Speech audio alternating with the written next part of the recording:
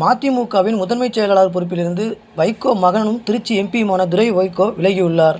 மதிமுக பொதுச் செயலாளர் வைகோவின் மகன் துரை கட்சியின் முதன்மைச் செயலாளராக நியமிக்கப்பட்டதற்கு எதிர்ப்பு தெரிவித்து முக்கிய மாநில நிர்வாகிகள், மாவட்ட செயலாளர்கள் கட்சியிலிருந்து வெளியேறினர். அப்போது கட்சி துணை பொதுச் செயலாளர் மல்லை சத்யா வெளியேறாமல் கட்சியிலேயே இருந்தார். கட்சியின் முன்னணி நிர்வாகியாக தற்போதும் அவர் இருக்கிறார்.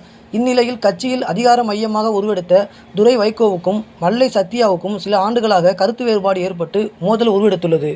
இந்த நிலையில் மதிமுகவின் முதன்மைச் செயலாளர் பொறுப்பிலிருந்து வைகோ மகனும் திருச்சி எம்பியுமான துரை வைகோ விலகியுள்ளார்.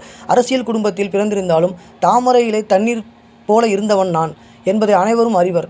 2018ஆம் ஆண்டு இயக்க தந்தை வைகோ திடீரென உடல்நலம் குன்றி இதய பாதிப்புக்கு உள்ளானார். அந்த நேரத்தில் கனடா நாட்டில் எனது குழந்தைகள் படிப்புக்காக சென்று தங்கியிருந்த நான் உடனடியாக நாடு திரும்பினேன். வைகோவுக்கு இதய அறுவை சிகிச்சை அளிக்கப்பட்டு பேஸ்மேக்கர் வைக்கப்பட்டது.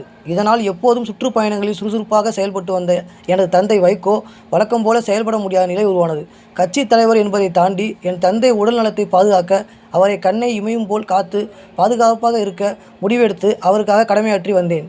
கொரோனா காலத்தில் மீண்டும் வைகோ உடல்நலம் பாதிக்கப்பட்டார். 7-8 மாதங்களுக்கு மேலாக வெளியே போக முடியாத அளவுக்கு வீட்டிலேயே சிகிச்சை மேற்கொண்டு வந்தார். அப்போது தான் முதன்மைச் செயலாளராக கட்சியில் பணியாற்றும் வாய்ப்பு எனக்கு கிடைத்தது.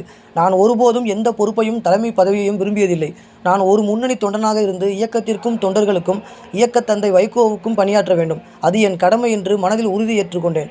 சட்டசபை தேர்தல் வந்தபோது கூட கட்சிக்கு ஒதுக்கப்பட்ட 6 இடங்களில் சாத்தூர் தொகுதியும் ஒன்றாகும். அந்த தொகுதியில் நான் போட்டியிட வேண்டும் என்று கட்சியினரும் சாத்தூர் தொகுதி மக்களும் அதைவிட மேலாக கூட்டணி தலைமையும் விரும்பிய நிலையில் நான் போட்டியிடாமல் அந்த வாய்ப்பு கட்சியில் மாவட்ட செயலாளராக பணியாற்றி வரும் ரகுமானுக்கு கிடைக்கச் செய்தேன்.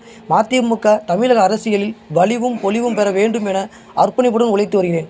மாநில அரசுக்கும் மக்கள் கோரிக்கைகளை நேரடியாக எடுத்துச் சென்று தீர்வு காண்பதற்கு பெருமுயற்சி மேற்கொள்கிறேன். இத்தகைய சூழலில் தலைவருக்கு அவப்பெயர் ஏற்படும் வகையில் தொடர்ந்து பத்திரிகைகளுக்கும் ஊடகங்களுக்கும் செய்திகளை கொடுத்து கட்சி சிதைக்கின்ற வேலையை மறைமுகமாக செய்து வருகிறார் ஒருவர்.